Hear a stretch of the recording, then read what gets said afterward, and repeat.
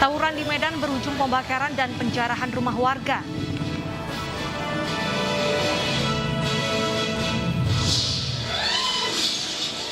Mengamuk saat hendak dibawa ke tempat pemotongan, sapi masuk ke permukiman warga.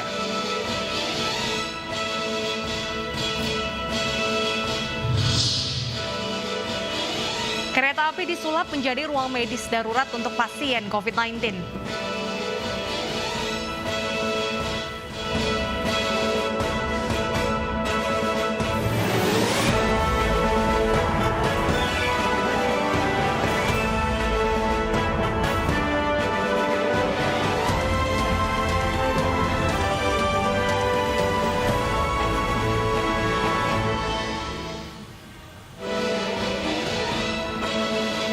Halo, selamat siang pemirsa. Kembali lagi bersama saya Wilson Purba dalam program iNews Siang. Selain 3 informasi utama tadi, redaksi kami telah menyiapkan beragam informasi menarik lainnya selama 90 menit ke depan. Dan informasi pertama akan disampaikan oleh rekan saya, Bernadetta Ginting. Selamat siang, Deta. Informasi apa yang akan kita sampaikan kepada pemirsa hari ini? Selamat siang, Wilson. Bagaimana kabarnya? Sehat selalu ya? Sehat selalu, Deta. Deta, apa kabar? Baik juga. Dan pemirsa, hari ini kita memiliki informasi terkait dengan pembagian oksigen gratis oleh Pemprov Jawa Timur. Satu warga bisa mengisi 8 kali sejak dibukanya layanan oksigen gratis ini. Kita akan langsung pantau melalui laporan terkini nanti dari Surabaya, serta kita memiliki informasi kriminal dari sejumlah daerah di Indonesia. Pemirsa, inilah News Siang selengkapnya.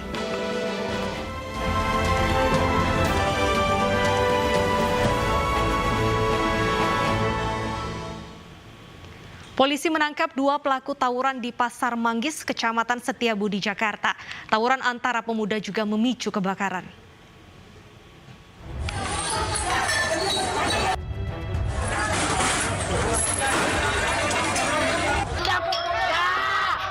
Polisi menangkap sejumlah pelaku tawuran di Jalan Menteng Wadas, Kelurahan Pasar Manggis, Setiabudi, Jakarta Selatan.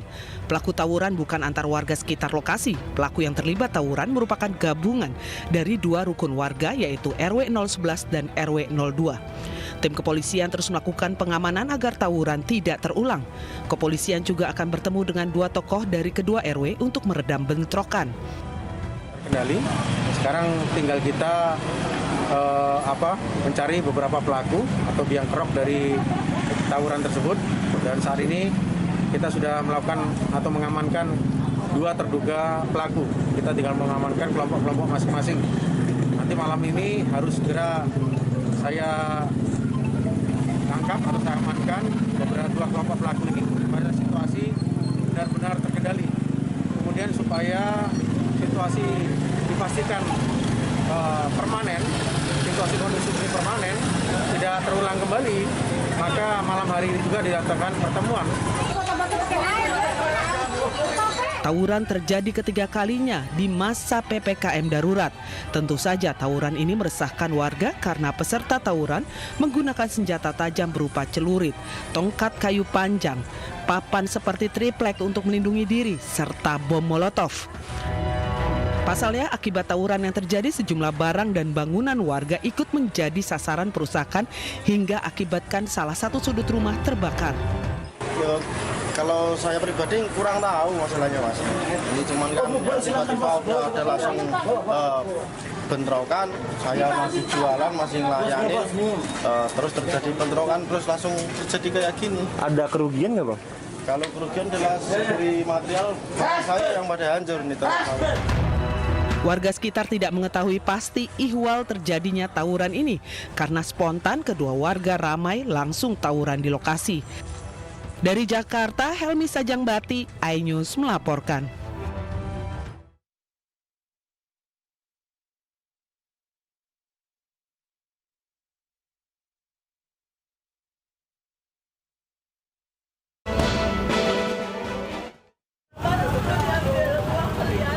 Bicara, Kak. Apa-apa aja yang hilang, Kak? Tabung gas 20, kompor gas yang besar itu 4, terus emas 15 gram, uang 4 juta lebih. Tangis Rosmita pecah setelah mendapati rumahnya hancur berantakan pasca tawuran yang terjadi di Kelurahan Belawan Bahari, Kota Medan, Sumatera Utara, Rabu dini hari. Tak hanya menjara perabotan yang berada di warung tempatnya berjualan, massa juga merangsek masuk mengambil paksa sejumlah barang pribadi seperti emas dan uang tunai. Tak hanya Rosmita, beberapa warga lainnya juga menjadi korban penjarahan hingga sebagian dari mereka terpaksa mengungsi. Tawuran ini juga hampir menghanguskan gereja akibat ledakan bom Molotov.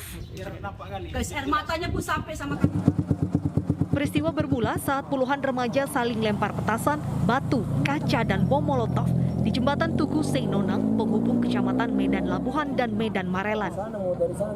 Tawuran ini merupakan buntut balas dendam akibat seorang remaja kubu Yong Panah Hijau disekap dan dipukul oleh remaja kawasan Kandang Lembu Pekan, Labuhan, Senin malam. Pasca tawuran, petugas gabungan memperketat penjagaan di lokasi kejadian. Petugas menyisir lokasi tawuran dan menangkap 3 orang pemuda yang diduga terlibat dalam aksi tawuran tersebut. Kita selama ini sudah mengumpulkan dengan tokoh-tokoh masyarakat di sini, jadi untuk nanti sore jam 4 kita kembali mengumpulkan ya seluruh camat, kepring dan lurah, tokoh masyarakat, tokoh agama, tokoh pemuda. Sore kita akan kumpulkan ya untuk mencari solusi yang terbaik ya bagaimana untuk menghilangkan masalah tawuran ini. Tawuran antar pemuda berlangsung hampir setiap malam dan telah memakan banyak korban jiwa. Dari Medan, Sumatera Utara, Yuda Bahar, iNews melaporkan.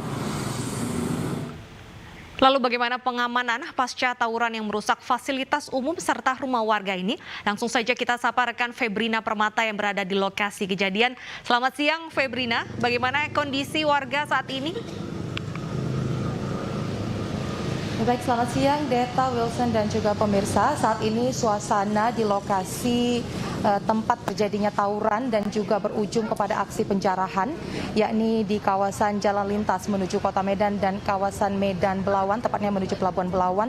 Ini sudah dalam keadaan kondusif, walaupun pihak kepolisian belum memasang garis polisi, namun pihak kepolisian tadi pagi juga sudah melakukan pemantauan untuk melihat dampak-dampak apa saja yang diakibatkan dari aksi tawuran yang dilakukan oleh para pemuda di kawasan Medan Belawan ini. Dapat kami informasikan bahwa setiap malamnya aksi tawuran rutin terjadi di kawasan Medan Belawan, tepatnya di tempat saya melaporkan saat ini, yakni di jalan lintas di Jalan Komodor Laut Yosudarso, di mana aksi ini cukup sangat meresahkan warga karena selain dilakukan di masa PPKM darurat, aksi ini juga ikut melibatkan bangunan-bangunan milik warga sehingga menghambat aktivitas warga untuk beraktivitas.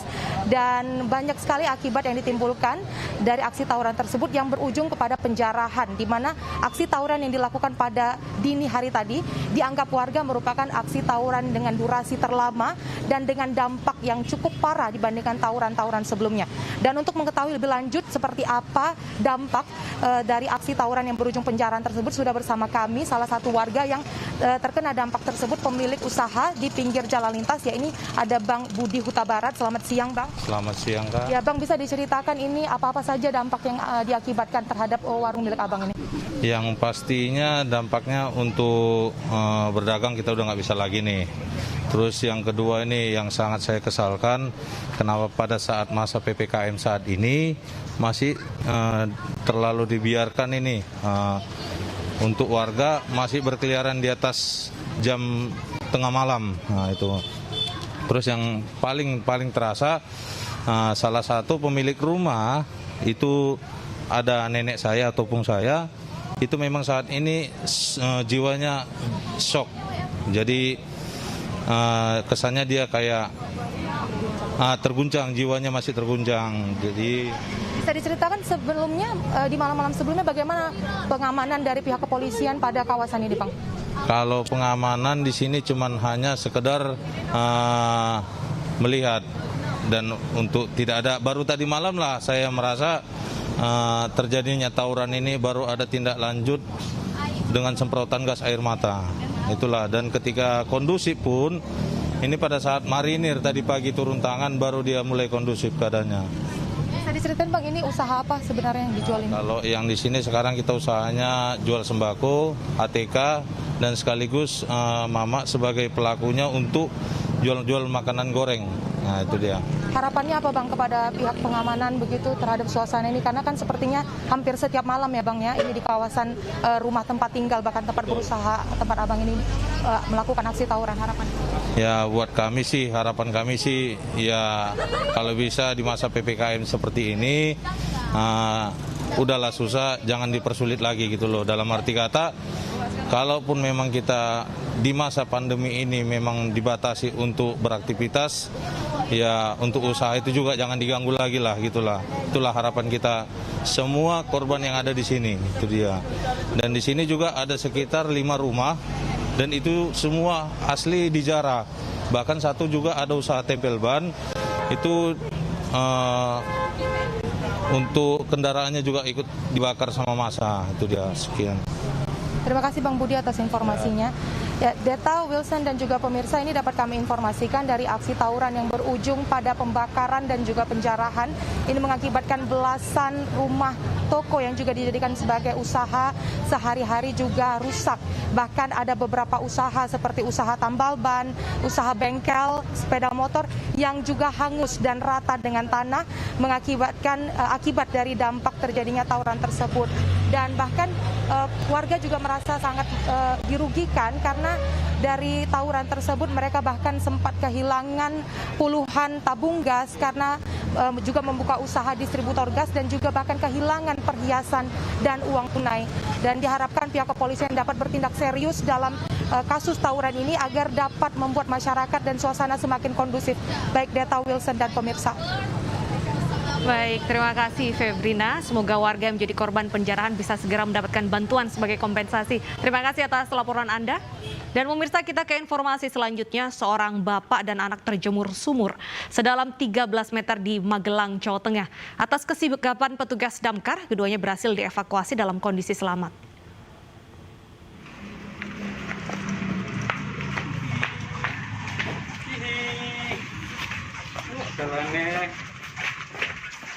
Dengan memakai kostum superhero seperti Superman dan Supergirl, Agus Widanarko dan istrinya ini mengantarkan bantuan hewan kurban ke sejumlah panti asuhan di Solo dan Sukoharjo. Aksi superhero bantu kurban atau Superban ini pun langsung menarik perhatian anak-anak penghuni panti. Mereka pun menyambut gembira dan antusias saat menerima kambing kurban. Aksi ini digelar sebagai solusi saat PPKM darurat diterapkan, sehingga banyak pihak tak berani keluar panti membeli hewan kurban. Mari ini Pak, Idul Kurban di masa pandemi ini, mari semuanya jadilah hero untuk kanan kirinya, berani berkorban harta benda untuk mereka yang mungkin masa pandemi sedang kekurangan, masa pandemi sedang. Sementara di Sidoarjo, Jawa Timur, tukang potong hewan kurban wajib memakai APD layaknya tenaga kesehatan. Meski panas dan berkeringat, 3 tukang potong hewan kurban di Desa Kureksari, Waru, Sidoarjo ini pun patuh memakai APD selama bekerja. Panitia kurban dan warga di wilayah ini sepakat mewajibkan pemakaian APD karena wilayah Sidoarjo masih zona merah COVID-19. Memang sengaja dianjurkan dan dari Bapak Kepala Desa juga gitu. Disuruh untuk memakai APD supaya terhindar dari COVID. Aturan memakai APD saat memotong hewan kurban sudah kedua kali. Pemirsa, kami mohon maaf, informasi yang baru saja Anda saksikan terkait dengan proses kurban yang berlangsung pada Hari Raya Idul Adha kemarin yang juga dilakukan dengan protokol kesehatan yang ketat. Kita ke informasi selanjutnya pemirsa, kejadian mengenaskan terjadi di Medan, Sumatera Utara, di mana seorang penggali kubur dibunuh dan dilempar ke sumur oleh keponakannya sendiri. Pelaku yang tinggal tak jauh dari rumah pamannya ini diduga mengalami gangguan mental.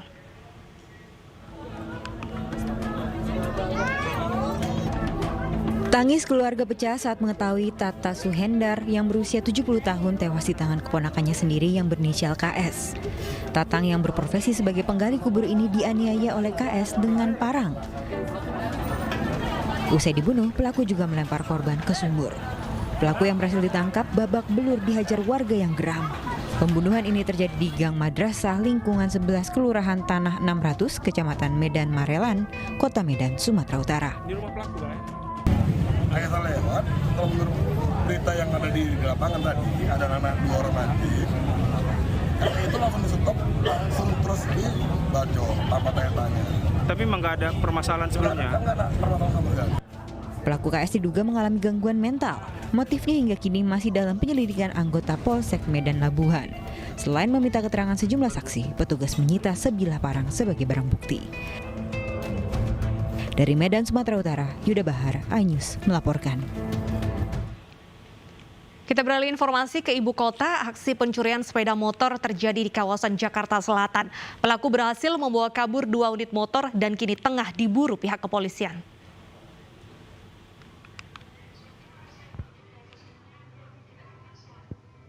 Tingkah pencuri sepeda motor di perumahan Taman Alfa Indah, Petukangan, Jakarta Selatan terekam kamera pengawas. Aksi pencurian ini terjadi pada pukul 6:30 pagi hari pada Selasa kemarin. Dengan cepat seolah tanpa halangan, maling ini berhasil membuka pagar rumah milik korban. Kurang dari 15 menit, pelaku berhasil kabur membawa 2 unit sepeda motor. Korban telah melaporkan kasus pencurian ini ke pihak kepolisian setempat. Kalau untuk keamanan kita itu sebenarnya ada gitu Bang. Cuman kemarin kebetulan yang untuk security yang jaga itu lagi sakit gitu Pak. Bang, ini sudah berapa kali sih Bang terjadi pencurian di lokasi segini Bang? Kalau untuk terjadi pencurian itu kalau nggak salah baru kali ini sih Pak. Aksi pencurian tak hanya terjadi saat malam hari ketika warga sedang tidur. Di pagi hari yang mana banyak warga aktif berkegiatan, nyatanya maling tetap nekat beraksi. Warga diimbau untuk menambah kunci ganda pada kendaraan serta pagar rumah agar aksi pencurian ini tidak menimpa rumah kita. Dari Jakarta Selatan, Den Helmi Sajangbati, iNews melaporkan. Pemirsa, Polres Metro Jakarta Barat menetapkan Kepala Rumah Tahanan Kelas 1 Depok sebagai tersangka. Polisi juga menetapkan 1 pegawai rutan sebagai tersangka penyalahgunaan narkotika. Pihak penyidik Satuan Reserse Narkotika telah menetapkan 2 orang tersangka atas kasus penyalahgunaan narkotika jenis sabu. Sebelumnya, pada tanggal 25 Juni 2021, Polres Metro Jakarta Barat menangkap pelaku dengan barang bukti narkoba jenis sabu sebanyak 0,52 gram beserta alat hisapnya. Pelaku berinisial A diketahui sebagai Kepala Rutan Kelas 1 Depok, Jawa Barat, dan 1 orang merupakan pegawai lapas. Pelaku terancam pidana penjara maksimal 12 tahun. Pegawai lapas dengan inisial A dan M itu sudah kita tetapkan sebagai tersangka. Sekarang sudah proses, sudah tahap 1 kok. Berkas sudah tahap 1. Tinggal kita melihat apakah jaksa melihat ini berkas sudah lengkap atau belum. Kalau belum kita lengkapi, kalau sudah ya kita tahap. Hari pertama perpanjangan PPKM darurat di Bogor, Jawa Barat, sebuah pabrik industri lensa kamera dirazia Satgas Gabungan COVID-19. 100% pegawai pekerja hingga pabrik tersebut kena sanksi. Selain denda hingga 50 juta, pabrik juga wajib memulangkan 50% pegawainya.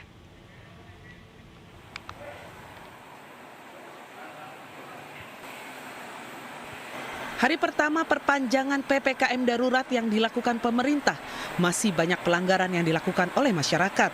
Bahkan perusahaan besar yang berada di Jalan Raya Jakarta Bogor terbukti melakukan pelanggaran. Rabu pagi, Satgas Gabungan COVID-19 Kabupaten Bogor melakukan sidak pada perusahaan yang bergerak dalam bidang pembuatan industri lensa kamera. PT Nitoh disidak Satgas karena terbukti telah memperkerjakan seluruh karyawannya atau 100% jumlah karyawan yang ada. Satgas pun langsung meminta pengusaha menutup dan memulangkan setengah karyawannya, bahkan perusahaan didenda hingga 50 juta rupiah. Melakukan tindakan dikirim sesuai dengan peraturan Gubernur Jawa Barat nomor 5 tahun 2021. Untuk sanksinya dendanya nanti tergantung hakim yang menentukan. Tapi kalau dari pasal 34 kan 5 sampai 50 juta. Untuk PT Nito sendiri pelanggarannya apa aja sih, Dan? Pelanggarannya tadi jumlah karyawan yang masuk melebihi dari kapasitas 50%. Oh, good. Saat ini Kabupaten Bogor masih dalam zona merah. PPKM darurat masih diterapkan. Jumlah pasien COVID-19 masih tinggi. Dari Bogor, Jawa Barat, Wildan Hidayat, iNews melaporkan. Pemirsa, di Hari Raya Idul Adha, hewan kurban kabur sebelum disembelih. Simak informasinya usai jeda berikut.